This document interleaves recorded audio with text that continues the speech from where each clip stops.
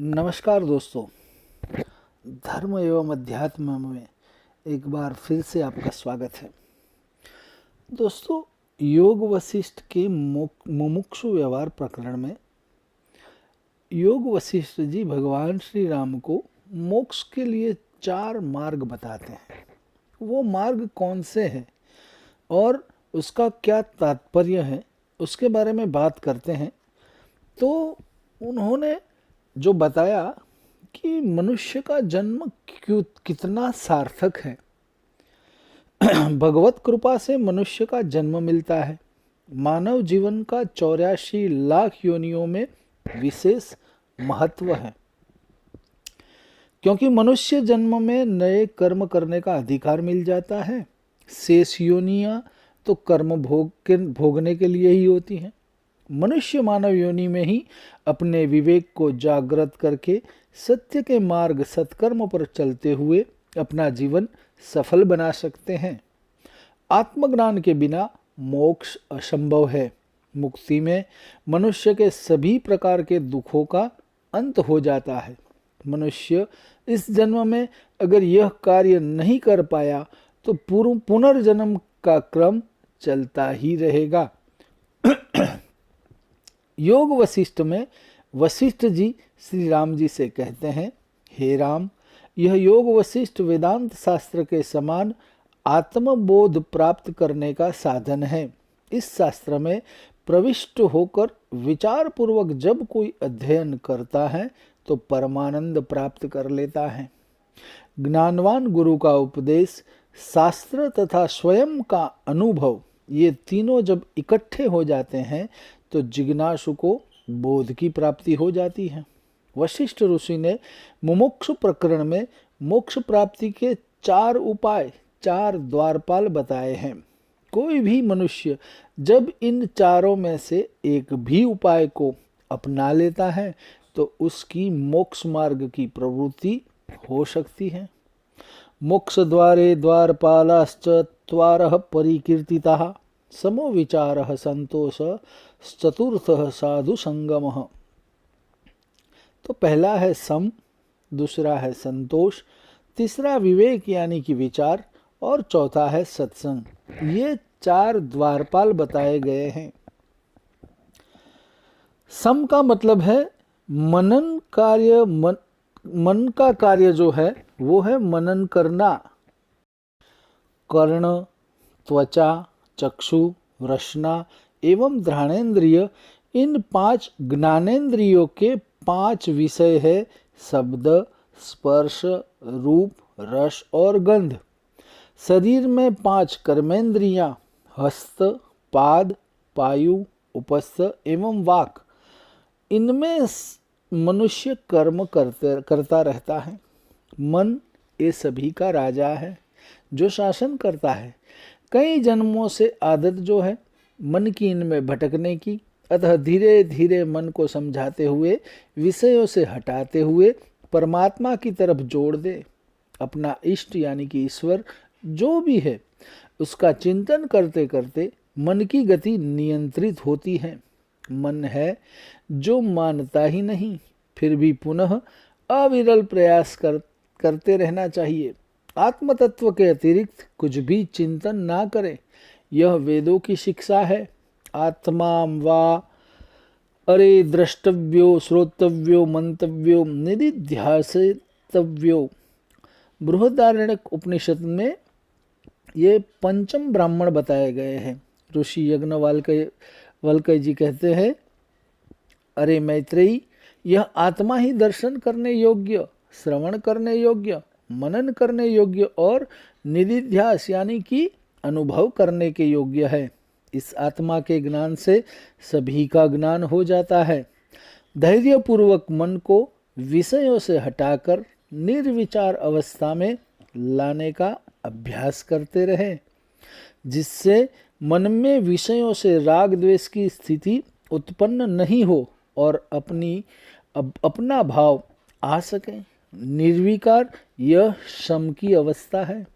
परमात्मा सबसे सुंदर है। यह भाव जब दृढ़ हो जाता है तो मन की गति धीरे धीरे कम हो जाती है। यह सब दृश्य प्रपंच मरुस्थल की नदी के समान है। इसको देखकर अज्ञानी मनुष्य मृगों के समान भटक रहे हैं। राम, जिस पुरुष ने सम साधन को पा लिया है, उसने संसार समुद्र को पार कर लिया है। वह परम प्रसन्न है। उसके शत्रु भी उनके मित्र बन जाते हैं। समभाव अमृत के समान है। इसके प्राप्त हो जाने पर मनुष्य के अंदर विचार करने की शक्ति आ जाती है। यह अन्योन्याश्रित है। सम साधन की प्राप्ति के लिए बहुत फूंक फूंक कर कदम रखने की आवश्यकता है। जैसे कि नदियों के बहाव उल्टे नहीं बहते हैं, वैसे ही असंयमी पुरुष समवान नहीं हो सकता। पूर्ण पुरुषार्थ द्वारा क्या असंभव है? समवान पुरुष जल में, कमल में, समान संसार में निर्लेप रहता है। दूसरा है विचार यानी कि विवेक। वशिष्ठ जी ने कहा, हे राम, जब अंतःकरण पवित्र होता है तो विचार की उत्पत्ति होती है। सत्शास्त्रों के अध्ययन से, किसी महात्मा के सत्संग से, सत्कर्म आदि से स्वयं का विवेक जागता है। मैं कौन हूँ, जगत किसने बनाया, दुर्लभ मानव जीवन में मुझे क्या करना चाहिए कि मेरे सभी दुख दूर हो जाए। इस प्रकार विचार करते करते भगवत प्राप्ति के लिए उपाय सोचना चाहिए। इंद्रिय विजय, मन तथा बुद्धि की शुद्धि आदि कार्य बहुत कठिन है। बिना विवेक एवं पुरुषार्थ के यह कार्य असंभव है। परंतु जिसने विचार का आश्रय लिया, उसने दृढ़ता पूर्वक पुरुषार्थ किया है।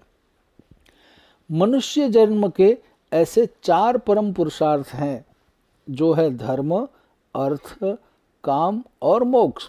ये चारों कर्म भी विवेक एवं पुरुषार्थ द्वारा ही सुलभ हो सकते हैं। संसार में आपत्ति रूप अनेक तरंगे उठती रहती हैं। विचारवान पुरुष संसार के भाव अभाव में कष्टवान नहीं होता है। जो क्रिया विचार युक्त होती है, उसका परिणाम सुखमय होता है और विचारहीन चेष्टा से दुख मिलता है। यह जगत अपने मन के मोह से उत्पन्न होता है और अविचार से दुखदायी होता है तथा ब्रह्म विचार की प्राप्ति से जगत ब्रह्म नष्ट हो जाता है। फिर हृदय से समता की उत्पत्ति होती है। इच्छा रूपी रोग बड़ा दुखदायी है। इसको दूर करने की औषधि विचार है। जिस पुरुष ने विचार रूप परमार्थ सत्ता का आश्रय लिया है, वह शांत हुआ। उसकी हे उपाय बुद्धि नहीं रहती। वह समस्त दृश्य प्रपंच को साक्षीभूत होकर देखता है। विचार सभी प्रकार के दुखों का नाशक है। अब विचार का क्या स्वरूप है तथा उसे कैसे प्राप्त करे, यह जानना भी तो आवश्यक है। संतों का संग, वेदांत शास्त्रों का श्रवण करके मनन करना पड़ता है। तदनंतर निधि ध्यान द्वारा उस सिद्धांत में स्थिति प्राप्त होती है। तब जान लेना चाहिए कि विचार की प्राप्ति हुई है। उस समय कहने की भी आवश्यकता नहीं रहती है। स्वयं अपने आप में ही विचार का स्वरूप अनुभूत होता है।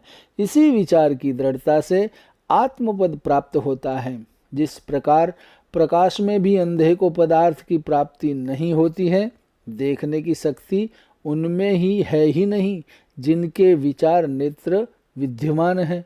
जो विचार नेत्र से हीन है, वे अंधे हैं। अतः मनुष्य को विचार पूर्वक चलते हुए अपने भविष्य को उज्जवल बनाना चाहिए। तीसरा है संतोष। वशिष्ठ जी कहते हैं, हे राम, पूर्व जन्मों के कर्मानुसार ही यह वर्तमान जीवन हमें मिलता है। इस जन्म में हमें जो कुछ भी जैसा भी मिला है, उसमें संतुष्ट रहना चाहिए। कर्म तो स्वयं के एवं दोष दूसरों को देना कहाँ का न्याय है। ये तो हमें जो प्राप्त हुआ है वो पूर्व जन्म के कर्म के अनुसार ही तो प्राप्त हुआ है। अप्राप्त वस्तु की इच्छा नहीं करना तथा इष्ट अनिष्ट की प्राप्ति में जिसे राग द्वेष नहीं होता है, उसे संतोषवान कहते हैं।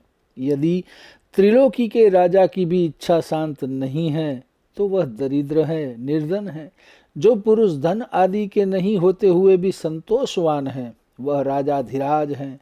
संतोष परम तप है, परम पद है, तथा संतोषी पुरुष सदा आनंदमय है। वह स्वरूप के विलक्षण सुख से तृप्त है। उसके मन में कभी भी किसी प्रकार का अभाव पूर्ति का संकल्प उत्पन्न ही नहीं होता, क्योंकि संतोष के प्रताप से उसका हृदय वैसे ही प्रफुल्लित रहता है जैसे कि पूर्णिमा का चंद्रमा अमृत से पूर्ण रहता है। जैसा आनंद संतोषवान को होता है, वैसा आनंद अष्ट सिद्धि ऐश्वर्यवान को भी नहीं होता। इच्छा रूपी धूल संतोष रूपी वर्षा से नितांत शांत हो जाती है। संतोषवान पुरुष कभी दीन होकर नहीं रहता है। जिस पुरुष की जितनी कामनाएं कम होती हैं, उतना ही वह संतोषी होता है। अतः हर पुरुष को अपनी कामनाओं को कम रखते हुए संतोषी बनने का प्रयास करना चाहिए। सम, सत्संग और विचार ये संतोष प्राप्ति के साधन हैं। संतोष की शत्रु कामनाएं हैं। अतः इच्छाओं को धीरे धीरे निवृत्त करते हुए संतोष की तरफ बढ़ाना चाहिए। उदाहरण, एक भिखारी दूसरों से अपने लिए जूते मांग रहा था। उसे मांगते मांगते 6 महीने बीत गए, पर किसी ने भी उसे जूते नहीं दिए।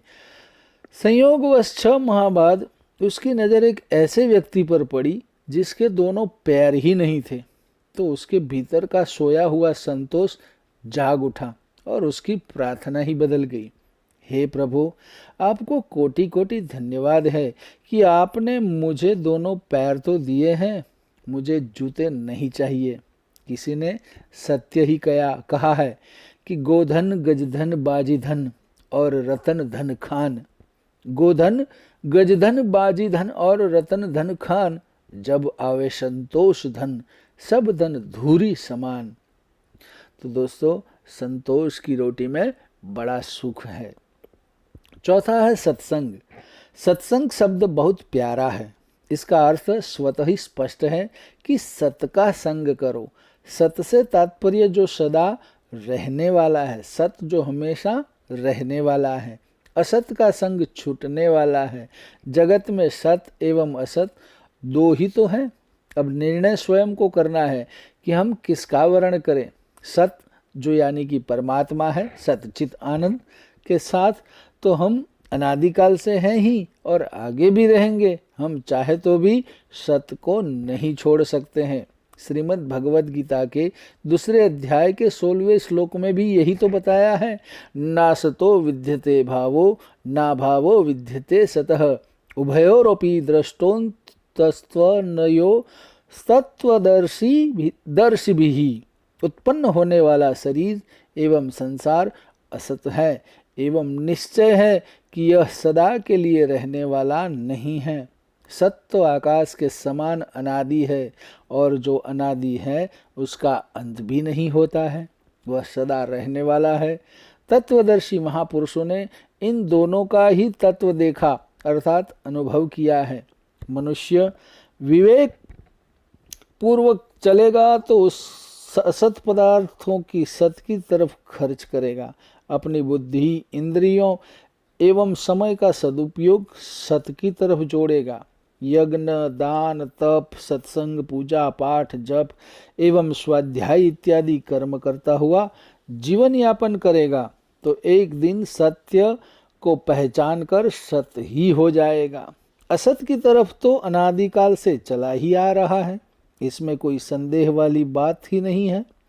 असत पदार्थों की अनित्यता समझ में आ जाएगी तो सत का अनुभव अपने आप आ जाएगा।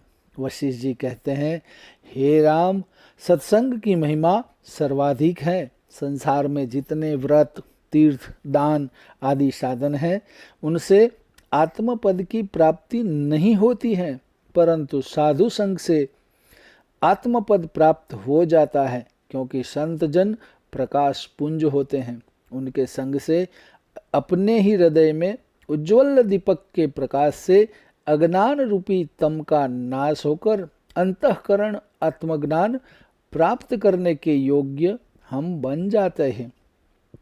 संतों की कृपा का बल संसार सागर से पार करने की नौका है। इसी प्रकार सत्संग पतित पावनी गंगा है। जिसने इस गंगा में स्नान किया उसका मन शुद्ध हो जाता है। सत्संग को आत्मज्ञान का आकर यानी कि खजाना बताया गया है। अतः जिज्ञासु पुरुष को सत्संग के लिए प्रयत्नशील होकर कृतकृत्य हो जाना चाहिए। जिस मनुष्य के मन में सत्संग करने की इच्छा उत्पन्न नहीं होती है तो समझना चाहिए उसका मन मैला है एवं विचार रूपी औषधि से उपचार करना चाहिए। आपत्ति काल में पड़े हुए लोगों को भी सुख संपन्न बनने के लिए साधु संगति का आश्रय लेना चाहिए। ऐसा कोई दुख नहीं जो सत्संग से नहीं मिट सकता है।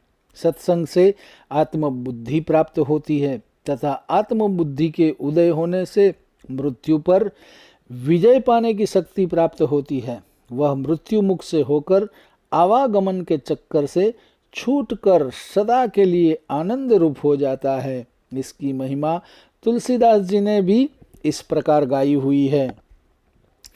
तात स्वर्ग अपवर्ग सुख धैर्य तुला एक अंग, तुलनता ही सकल मिली जो सुख लव सत्संग।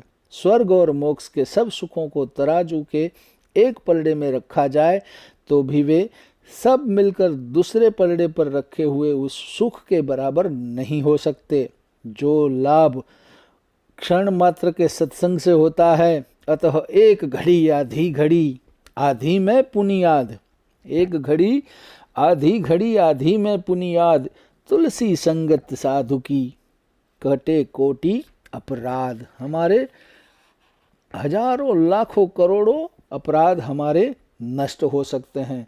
तो दोस्तों ये थे योग वशिष्ठ गुरु के मुमुक्षु व्यवहार प्रकरण के 11वें अध्याय का बोध के मार्ग बताने वाला प्रकरण, जिससे हम मोक्ष की प्राप्ति कर सकते हैं, आत्मसंयमी बन सकते हैं, अंतःकरण को शुद्ध कर सकते हैं। ऐसी ही कुछ विचारणीय बातें लेकर फिर से आपके सामने प्रस्तुत रहूँगा। तब तक मुझे आज्ञा दीजिए। नमस्कार। ओम नमः शिवाय। हरि ओम।